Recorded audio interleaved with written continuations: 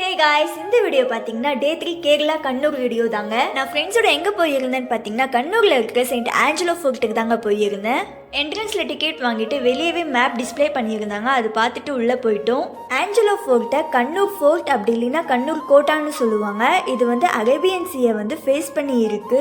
இதோட ஹிஸ்ட்ரி பார்த்தீங்கன்னா 1498 Vasco da Gama India வந்திருக்காங்க. அப்போ வந்து லோக்கலாக கொலத்திரி கிங் இருந்திருக்காங்க. அவர் வந்து செட்டில்மெண்ட்டுக்காக போர்ச்சுகீசியர்கிட்ட இந்த இடத்த வந்து கொடுத்துருக்காங்க.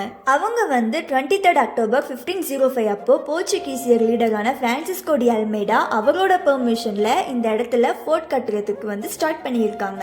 அப்புறம் இந்த ஃபோர்ட் கம்ப்ளீட் பண்ண அப்புறம் அல்மெய்டா வந்து வைசராய்னு சொல்றாங்க. போர்ச்சுகீசியர்கிட்ட இருந்து டச்சு வந்து ஆக்குபை பண்ணிட்டாங்க.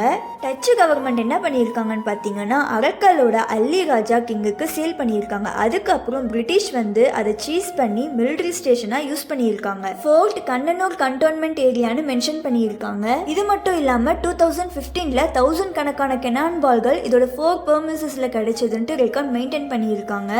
இந்த இடத்துக்கு வந்தீங்கன்னா காலையில் அப்படி இல்லைனா ஈவினிங் கிட்ட வந்து விசிட் பண்ணுங்க. அப்போ தான் உங்களால் ஒழுங்காக பார்க்க முடியும். ஆஃப்டர்நூன் வந்தீங்கன்னா ஃபுல்லாக ஹீட்டாக இருக்கும், ஒழுங்காக விசிட் பண்ணி பார்க்க முடியாது.